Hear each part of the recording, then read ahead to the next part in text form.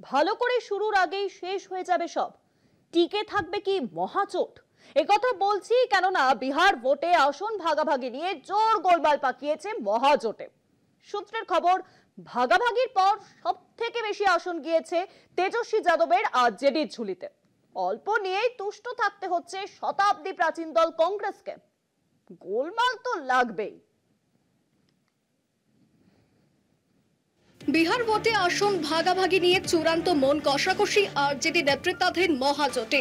জোটের শরিক কংগ্রেস, সিপিআইএম এর লিবারেশন, সিপিআই সিপিএম, মুকেশ সাহানির ভিআইপি পার্টি এবং পশুপতি পার্শ্বের রাষ্ট্রীয় লোক জনশক্তির আসনের দাবি মেটাতে নাজেহাল অবস্থা তেজস্বী যাদবের।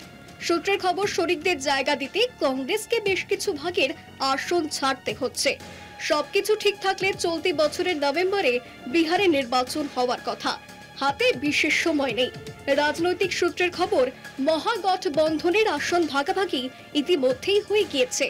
স্বাভাবিকভাবেই সর্বোচ্চ গিয়েছে আরজেডির ঝুলিতে।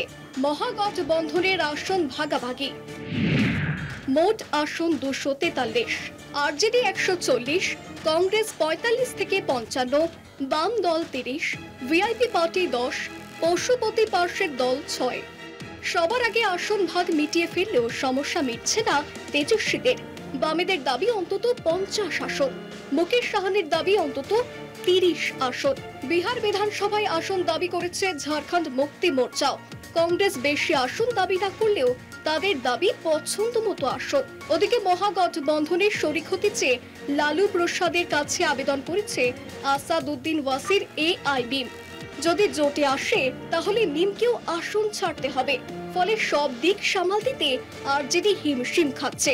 2020 বিধানসভা নির্বাচনে আরজেডি এবং বামেদের সঙ্গে জোটে ছিল কংগ্রেস। 70 আসনে লড়ে হাত শিবির যেতে মাত্র 17টি। সেবার আরজেডি এবং বামেরা ভালো ফল করলেও কংগ্রেস তুলনায় অনেকটাই কম ছিল। 2024 লোকসভা ভোটেও বিহারের সুবিধা করতে পারেনি কংগ্রেস, যার ফলে এবার আরজেডি কংগ্রেসকে বেশি আসন ছাড়তে নারাজ। আরজেডির পরিকল্পনা বুঝতে পেরে গত কয়েক মাসে বিহারে নিজেদের শক্তি বাড়ানোর চেষ্টায় আছে কংগ্রেস। দলের রাজ্য সভাপতি পদে বদল আনা হয়েছে, প্রদেশ পর্যবেক্ষক পদেও বদল হয়েছে। দিল্লি থেকে কানহাইয়া কুমারকে বিহারে পাঠিয়ে প্রচারের মুখ করা হয়েছে। কানহাইয়াও রাজ্যে পদযাত্রা শুরু করে দিয়েছে।